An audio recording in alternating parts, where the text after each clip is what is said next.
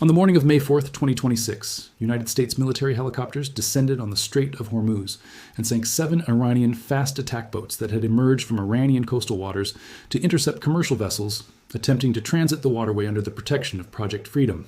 The boats went down within hours of President Trump launching the most ambitious American naval operation since the Second World War.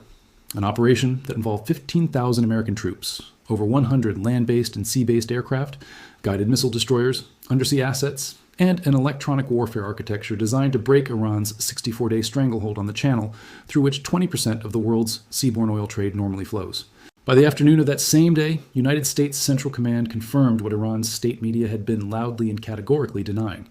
2 American-flagged merchant ships had successfully transited the Strait of Hormuz, guided through by United States Navy guided missile destroyers, becoming the first vessels to complete a full strait crossing under American military protection since Iran had closed the waterway on February 28th. Admiral Brad Cooper, the head of United States Central Command, stood before reporters and delivered a statement that cut through weeks of diplomatic ambiguity with military precision. "We have defended both ourselves and consistent with our commitment. We defended all the commercial ships," Cooper said. "We had drone launches against commercial ships, all of which were defended against consistent with our commitment. And then the small boats were all going against commercial ships, and all were sunk." Danish shipping company Maersk confirmed independently that a vessel belonging to one of its subsidiaries had crossed the strait with American military escort, providing commercial corroboration that Central Command's account was accurate. But the day was not a clean American triumph, and anyone who read only the headline missed everything that made May 4th a genuinely dangerous turning point rather than a straightforward military success. Iran launched 12 ballistic missiles, 3 cruise missiles, and 4 drones at the United Arab Emirates in the largest attack on a Gulf state since the ceasefire of April 7th, a strike that prompted 4 missile shelter alerts urging UAE residents to find cover and shifted the entire country's school system to remote learning for the week ahead. A South Korean cargo ship was hit by an explosion in the strait. A tanker linked to the UAE government's Andok energy firm was targeted by 2 Iranian drones. Iran's state television was simultaneously broadcasting over maritime emergency channels a message to every vessel in the Persian Gulf. No vessel is permitted to transit the Strait of Hormuz, and any attempt to do so will be destroyed. In the next few minutes, you're going to understand exactly what happened on May 4th, what the sinking of 7 Iranian boats actually means for the balance of power in the strait, why the UAE came under direct missile attack for the first time since the ceasefire, how the commercial and insurance dimensions of the crisis are responding to Project Freedom's first day of operations, and whether 2 tankers successfully crossing the Hormuz represents the beginning of the end of Iran's blockade or simply the opening move of a more dangerous phase of a conflict that neither side has yet been willing to call a war. To understand what Project Freedom was attempting to accomplish and why its first day produced both genuine military success and dangerous regional escalation simultaneously, you have to understand the situation that existed in the Strait of Hormuz on the morning of May 4th before the first American helicopter lifted off its deck. Approximately 805 commercial vessels, including fuel tankers, chemical tankers, container ships, auto carriers, and bulk carriers of every description, were transmitting automatic identification system signals from within the Persian Gulf, according to marine traffic data analyzed in real time by maritime intelligence services. These ships had been anchored, drifting, or waiting at port for weeks, unable to transit the strait in either direction because of Iranian threats, because insurance markets had effectively collapsed for any vessel attempting the crossing without military protection, and because shipping companies had issued standing orders to their captains not to attempt transit until the security situation changed. Some of these vessels carried millions of barrels of crude oil already pumped from Saudi, Kuwaiti, and Emirati wells, and ready for delivery to Asian refineries that were cutting their processing runs because of supply shortages that were rippling through energy markets from Tokyo to Frankfurt. Others were empty tankers trying to reach Gulf loading terminals that they could not access. Still others were container ships carrying manufactured goods, food products, and basic commodities that the populations of Gulf states depend on for daily life. Iran had achieved what it formally described as complete control of the strait, turning away vessels from nations it considered unfriendly and allowing passage only to ships from China, Russia, India, Iraq, Pakistan, and a handful of other Iran-approved countries whose governments had not been designated hostile by the Islamic Republic. The Iranian parliament had been moving toward formalizing this arrangement through legislation that would require vessels from hostile countries to pay war reparations for transit permits and would permanently ban Israeli-linked vessels from the waterway entirely. For 64 days, this arrangement had held because no government, no shipping company, and no naval force had been willing to directly and physically challenge it. Project Freedom was the American decision to challenge it and to do so with 15,000 troops. and over 100 aircraft in a demonstration of force that Trump described as the beginning of the end of Iran's control over the world's most important maritime choke point. Trump approved Project Freedom after growing frustrated with what senior American officials described to Axios as a no deal, no war stalemate that was costing the global economy hundreds of billions of dollars every week, while providing Iran with leverage over the entire international community that it had done nothing to earn through legitimate means. The diplomatic process through Pakistani intermediaries had produced Iran's 14-point peace proposal, which Trump had rejected before finishing it because it explicitly tabled the nuclear question for later negotiations, rather than resolving it as a condition of ending the war. The naval blockade of Iranian ports that Trump had announced on April 13th was squeezing Tehran's oil revenues and preventing the government from exporting the crude that funded everything from military salaries to social welfare programs. But it had not yet produced the comprehensive concessions that Washington was demanding on the nuclear question, on Hormuz governance, and on Iran's regional proxy network. The ceasefire of April 7th was holding in the narrow sense that large-scale American and Israeli airstrikes against Iranian territory had paused, but Iran was continuing to restrict strait access, continuing to threaten commercial vessels, and continuing to move its parliament toward legislation that would institutionalize its control over the waterway in domestic Iranian law. Trump wanted to shift the dynamic fundamentally by reopening the strait through military force and stripping Iran of the leverage that the closure was giving it in every negotiating context. The operation was announced on Sunday, May 3rd on Truth Social, where Trump described it in deliberately humanitarian terms, saying it was designed to aid stranded seafarers on hundreds of ships stuck in the Persian Gulf for weeks, while Iran held the global economy hostage. But the operational reality that Admiral Cooper described was anything but a humanitarian mission in its character or its rules of engagement. Project Freedom involved the full weight of American naval power deployed to the region, with multiple overlapping defensive layers that Cooper described as a much better defensive arrangement than simple convoy escort, one that provided protection across a broader area and against a wider range of threats than any previous American naval escort operation in the region's history. The Iranian response to Project Freedom's launch was immediate, coordinated, and multidimensional in a way that revealed how extensively Tehran had wargamed exactly this scenario, and how prepared its forces were to challenge the operation from multiple directions simultaneously. Within hours of Trump's Sunday announcement, Iranian forces began broadcasting warnings over maritime emergency channels that no vessel is permitted to transit the Strait of Hormuz, and that violating vessels will be stopped with force, a broadcast that every vessel in the Persian Gulf and the Gulf of Oman with a VHF radio could receive. When the first American-escorted commercial vessels began their transit on Monday morning, 7 fast attack boats of the Islamic Revolutionary Guard Corps Navy emerged from Iranian coastal waters and moved toward the commercial vessels at high speed. These were not large naval warships with sophisticated weapon systems. They were the small, fast, highly maneuverable aluminum-hulled boats that the IRGC Navy is trained to use in swarm tactics against larger vessels since the tanker war of the 1980s, capable of carrying torpedo tubes, rocket-propelled grenades, heavy machine guns, and other weapons, while moving at speeds that make them difficult to track and intercept with conventional naval systems operating at distance. American military helicopters operating from the destroyer's screen engaged all 7 boats before they could reach the commercial vessels they were targeting.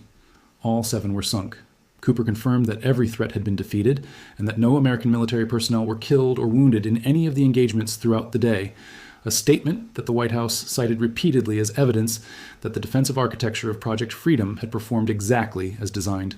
Simultaneously with the fast boat assault in the Strait, Iranian forces launched drone attacks against commercial vessels transiting under American protection, all of which were intercepted and destroyed by the layered American defensive screen before they could reach their targets.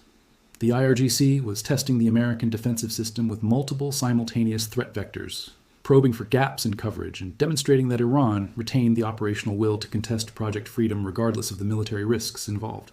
The attack on the United Arab Emirates that accompanied the Strait engagements was the development that most dramatically expanded the scope of May 4th's events beyond what the Strait itself could contain. The UAE Defense Ministry confirmed that Iran had fired 12 ballistic missiles, 3 cruise missiles, and 4 drones at the country, causing 3 moderate injuries. 4 missile alerts were issued urging UAE residents to find shelter, the first such alerts since the ceasefire had taken effect nearly a month earlier. The UAE shifted its entire national school system to remote learning through the week, a practical measure that reflected the genuine fear among UAE authorities that the Iranian attack might be the beginning of a sustained escalation campaign rather than a one-time demonstration. The UAE Foreign Ministry condemned the attack as a dangerous escalation and an unacceptable violation of international law, warning that the UAE reserves the full and legitimate right to respond through all available means. The UAE government said a tanker linked to its main oil company, Andoc, was targeted separately by 2 Iranian drones while navigating the strait, in an attack that caused no injuries, but demonstrated that Iranian forces were capable of simultaneously engaging targets in the strait, attacking the UAE mainland, and threatening commercial vessels across a wide geographic area. The UAE had declared in March its willingness to join a United States-led military effort to secure the strait. That declaration was now being tested by Iranian actions that were making neutrality impossible to maintain. Egypt issued a statement denouncing what it called a blatant attack that targeted a UAE tanker while it was passing through the Strait of Hormuz, calling it a blatant violation of the principles of international law. The Gulf Cooperation Council issued a similar condemnation, providing the regional Arab political backing that gave Project Freedom legitimacy in the Middle East, even in the absence of European or broader international coalition participation. Treasury Secretary Scott Bessent made the most confident American statement of the entire day, telling reporters that the United States now has absolute control over the strait as it works to reopen the waterway. That claim was immediately and categorically challenged by Iran's state broadcaster IRIB, which issued a statement it attributed to the IRGC, saying that no commercial vessels or oil tankers have passed through the Strait of Hormuz in recent hours, and the claims made by U.S. officials are baseless and entirely false. Central Command's response was to name the ships that had transited and to note that Maersk had independently confirmed its vessels crossing, making the Iranian denial impossible to sustain against the documentary evidence. The Iranian claim that missiles had struck a United States Navy destroyer during the May 4th operations was the most dangerous information warfare move of the day, one that was specifically designed to create uncertainty about American military losses and to shape domestic Iranian public opinion about the operation's outcome. Central Command issued a categorical denial within minutes of the claim appearing on Iranian state media. No United States Navy ships have been struck, CENTCOM said. The speed and specificity of the denial suggested that American forces had anticipated exactly this kind of Iranian disinformation effort and had prepared rapid response protocols. Trump addressed the Iranian claims on social media, noting that Iran had taken some shots at unrelated nations with respect to the ship movement, calling out the attack on a South Korean cargo ship specifically, and suggesting perhaps it was time for South Korea to come and join the mission. Trump stopped short of declaring the ceasefire broken despite the day's exchanges of fire. Speaking to ABC News, he described the situation as not heavy firing and said the administration was continuing to assess developments, a formulation that left every legal and diplomatic question about the ceasefire's status deliberately unresolved. The mine warfare dimension of Project Freedom's operational environment created a layer of danger and complexity that was not visible in the surface engagements of May 4th, but that shaped every decision about convoy routing, transit timing, and defensive positioning throughout the day. Before the operation's launch, American forces had spent weeks attempting to clear the approach corridors through which escorted convoys would transit. In March, United States forces had dropped 5,000-pound bunker buster bombs on hardened Iranian anti-ship cruise missile sites along the strait's coastline, destroying the shore-based infrastructure that Iran had been using to threaten vessels at range. American forces had sunk 16 Iranian mine layers as Tehran was actively mining the strait, removing the vessels that were laying the weapons, but not the weapons themselves. The Trump administration announced in April that the Iranian Navy had been effectively annihilated during the conflict, with over 150 warships across 16 classes destroyed, every Iranian submarine sunk, and 158 naval vessels total confirmed destroyed. But mines laid in the 34-kilometer waterway do not disappear when the ships that laid them are sunk. They remain on the seabed or anchored at depth, waiting for a hull to trigger their detonation mechanisms. Mine clearance in an active conflict zone against an adversary that can continue to threaten the mine-clearing vessels themselves with drones, aircraft, and shore-based weapons is one of the most technically demanding and time-consuming operations in the entire spectrum of naval warfare. Every transit corridor used by Project Freedom convoys required mine-hunting submarines and remotely operated vehicles to sweep ahead of the commercial vessels, a process that slowed the operation's tempo and created the 3 to 4 vessels per day throughput ceiling that CENTCOM described as the realistic near-term capacity of the escort operation. The South Korean dimension of May 4th's events created an immediate diplomatic complication that Trump handled with his characteristic combination of public pressure and commercial logic. When a South Korean cargo ship was struck by an explosion in the strait while not participating in Project Freedom, Trump's response was to post on social media that Iran had taken some shots at unrelated nations, and that perhaps it was time for South Korea to come and join the mission. The message was direct. South Korea was bearing the costs of the conflict in the form of attacks on its vessels, while declining to bear any of the costs of the solution by participating in Project Freedom's escort coalition.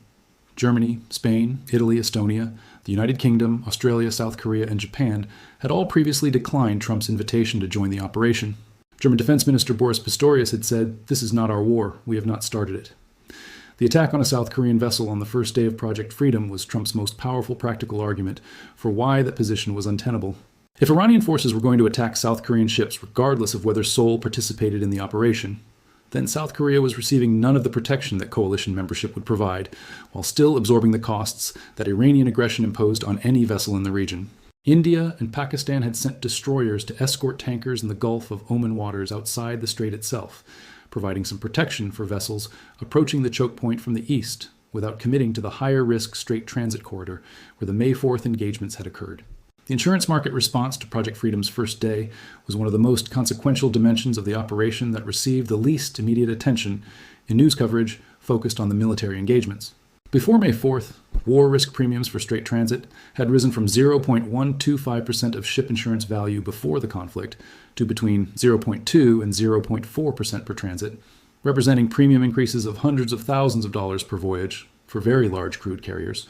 Some coverage had become entirely unavailable regardless of price, with insurers refusing to write policies for vessels attempting transit without military protection. Trump's announcement of political risk insurance and financial guarantees through the United States Development Finance Corporation was specifically designed to address this market failure by providing the government backstop that would allow commercial insurers to re-enter the market at manageable premium levels. The successful completion of 2 transits on May 4th, with all Iranian threats defeated and no commercial vessel losses in the protected corridor, provided the empirical evidence that insurance actuaries needed to begin recalculating the risk profile of Project Freedom-escorted transits. But the simultaneous Iranian attack on the UAE, the strike on a South Korean vessel outside the protected corridor, and Iran's continued broadcast warnings that any vessel attempting transit would be destroyed meant that the insurance market recalibration was partial and cautious rather than comprehensive.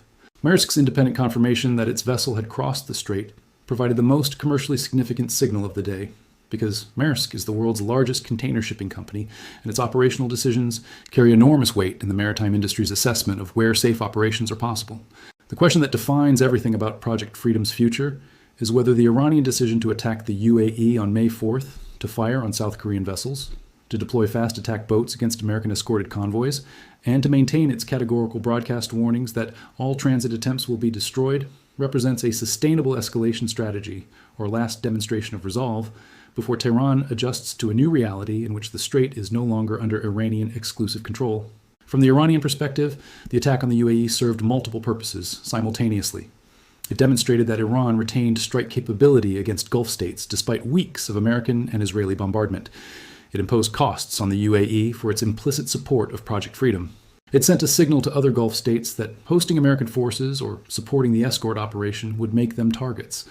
And it provided the Iranian domestic audience with evidence that the regime was responding forcefully to American military action in the strait. But the attack also crossed a line that Iran had previously been careful not to cross, directly striking a country whose government had condemned the attack as a dangerous escalation and warned of its right to respond. If the UAE translates that warning into operational military action alongside American forces in the strait, the coalition supporting Project Freedom grows substantially. If other Gulf states that have been quietly supportive of the operation conclude that Iranian attacks on non-participating countries require a more active response, the political isolation that Iran has been counting on to constrain American escalation narrows further. Trump's warning that Iran would be blown off the face of the earth if it attacks American vessels was the statement that defined the outer boundary of American tolerance for Iranian escalation. Whether Tehran believes that warning constrains its future options, or whether it concludes that the political and economic costs of resuming full-scale war limit American options as much as Iranian ones, is the strategic calculation that will determine whether May 4th, 2026 is remembered as the day Project Freedom began to reopen the strait, or as the day that both sides discovered the ceasefire was no longer worth the paper it was written on.